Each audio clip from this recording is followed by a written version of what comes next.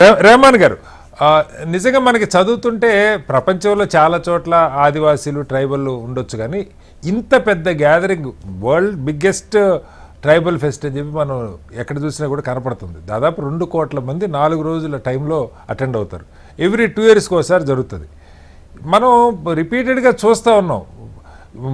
జాతీయ స్థాయిలో నార్త్, ఇప్పుడు లింగయాదవ్ గారు కూడా మాట్లాడుతున్నారు, సరే ఆ లైన్లో చర్చ మనం వద్దన్న ఆ లైన్కి వెళ్తున్న, సౌత్ మీద అసలు ఏమన్నా చిన్న చూపు ఉందా అన్న చర్చ కూడా చాలామంది మాట్లాడుతున్నారు. ఎందుకంటే ఒక కుంభమేళానే కాదు సార్, కన్వర్ యాత్ర పేరుతో ఒక పెద్ద హడావుడి, ఆ రూట్లు గందరగోళం, మొత్తం నేషనల్ మీడియా కాస్త ఇది కూడా ఉంది. ఒక రకంగా చెప్పాలంటే నేషనల్ మీడియా జాతీయ స్థాయిలో యూపీలో బీహార్లో జరిగే వాటి తప్పితే సౌత్లో జరిగే వాటి పెద్దగా పట్టించుకుంటున్న ఇది కూడా మనకు కనపట్ల. ఇంత పెద్ద జాతర జరుగుతుంటే 4 రోజుల్లో దీనికి ఇప్పటిదాకా మనకి పుష్కరాలు లేదా కుంభమేళాలు 10-12 ఏళ్లకో ఎప్పుడో వస్తాయి, కానీ ఇది ప్రతి 2 ఏళ్లకు ఒకసారి వచ్చే పండుగ.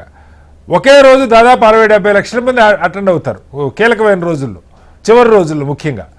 అక్కడ కనీస స్థాయి వస్తువులు లేవు, బాత్రూములు లేవు, ఉండటానికి రూములు లేవు. ఎక్కడెక్కడి నుంచో వచ్చిన వాళ్ళు వచ్చినట్టు వెనక్కి వెళ్ళిపోవాలి తప్పితే నిలవ నీడ కూడా లేదన్నది మనం గమనిస్తూ ఉన్నది. సో దీనికి ఎందుకని కేంద్ర ప్రభుత్వం దీని మీద దృష్టి పెట్టకూడదు? ఎందుకు మనం అంటే ఆదివాసీలు వేరు హిందువులు వేరు అని భావిస్తూ ఉన్నారా? గౌరవించేటువంటి ఆదివాసీలే మూలవాసీలే, అసలు హిందూ మతానికి కూడా మూలవాసీలే మూలం అని చెప్పుకుంటారు. హిందూ మతంలో మనం ఆరాధించే చాలామంది శబరి దగ్గర నుంచి వీళ్ళంతా కూడా మూలాలు ఆదివాసీల్లోనే ఉన్నాయని చెప్తారు. రావణాసుడి దగ్గర నుంచి వీళ్ళంతా చాలామంది దేవతలు కానీ రాక్షసులు కానీ. అలాంటిది వీళ్ళని ఎందుకు దీన్ని గుర్తించట్లేదు? దీన్ని ఎలా అర్థం చేసుకోవాలి? కటారి గారు, మీకు అట్లానే ప్యానెల్లో ఉన్న లింగయాదవ్ గారికి, అలాగే శ్రీనివాస్ గారికి, హెచ్ఎం టీవీ ప్రేక్షకులకు అందరికి గుడ్ ఈవినింగ్. చాలా మంచి డిబేట్, మంచి చర్చని లేవనెత్తారు కటారి గారు. మనం దీన్ని మూలాల్లోకి వెళ్ళి చూడాలి. చిన్నజీఆర్ స్వామి వ్యాఖ్యల నుంచి మనం మొదలు పెట్టాలి. ఎవరి సమ్మక్క సారక్కలు, ఎవరో వనదేవతలు, వీళ్ళకున్న ప్రాధాన్యత ఏంటి, వీళ్ళ పేరు మీద జాతరలేంది, వీళ్ళ పేర్ల మీద బ్యాంకులు వెలువడం ఏంది, ఎక్కడో చిన్న గ్రామ దేవతలు ఆ ఊరు వాళ్ళు చేసుకొని ఇవ్వండి, ఏంటి ఇంత ప్రాచుర్యం అనేటువంటి మొదలు పెట్టారు. నిజానికి ఇది నిచ్చెనమెట్ల వ్యవస్థ. బ్రాహ్మణ, క్షత్రియ, వైశ్య, శూద్ర ప్రజలు 4 వర్ణాలు. వీళ్ళు అనగారిన వర్గాలు. ఇది ఒక ఇతిహాసము కాదు, పురాణము కాదు, పుక్కిటి పురాణం అసలే చరిత్ర. ఇది ఒక చరిత్ర. కాకతీయ రాజులు కప్పం గట్టనందుకు, కరువు వచ్చినందుకు, వాళ్ళ రాజ్యంలో ప్రజలు పన్నులు చెల్లించలేనటువంటి పరిస్థితుల్లో ప్రజలు ఉన్నప్పుడు వాళ్ళ పైన యుద్ధం చేస్తే జంపన్న, పడగిద్దరాజు, సమ్మక్క సారలమ్మలు వీరమరణం, వీరత్వం అంటే యుద్ధంలో చనిపోతే అమరత్వాన్ని కొలిచేందుకు, అమరత్వాన్ని చాటేందుకు అవి ఒక రకంగా అమరవీరుల వారోత్సవాలు అవి. అంటే 2 సంవత్సరాలకు జరిగే ఉత్సవాలు అవి.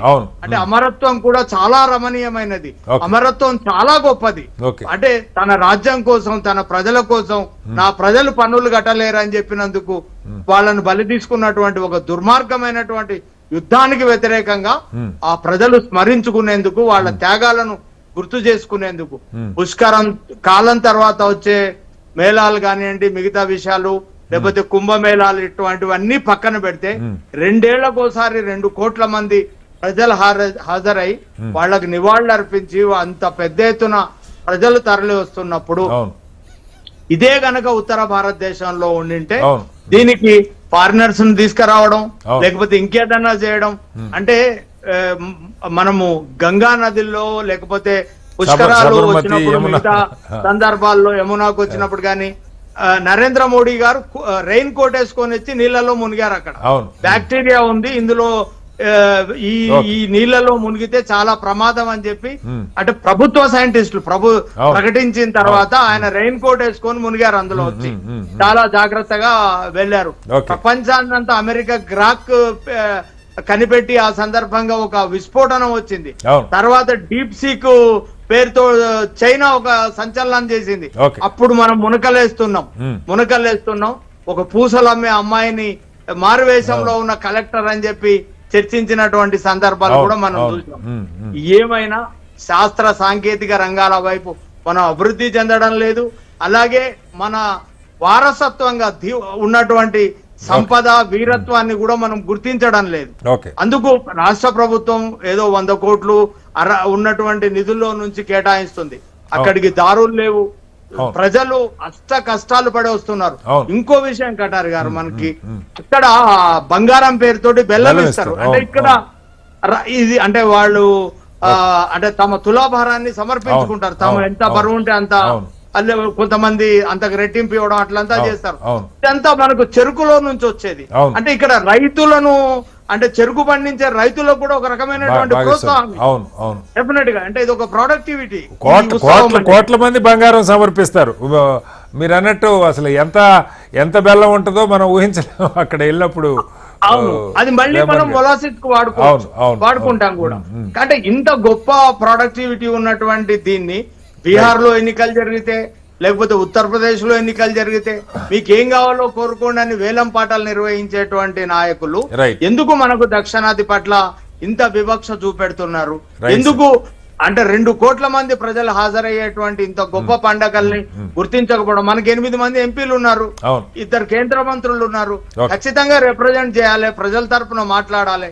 ఒక చిన్న సమూహం ఎక్కడైనా హాజరైతే ప్రభుత్వాలు బాధ్యత తీసుకోవాలి. మరీ ముఖ్యంగా ఇది జాతీయ పండుగ గుర్తించాలంటే కేంద్ర ప్రభుత్వమే చొరవ చూపాలి. కాబట్టి డెఫినెట్ గా కేంద్రం ఇప్పుడు ఈ ఇతివృత్తంగానే సమాజాన్ని నడిపిస్తున్నారు. మళ్ళీ వస్తాను, రేవంత్ గారు మళ్ళీ వస్తాను.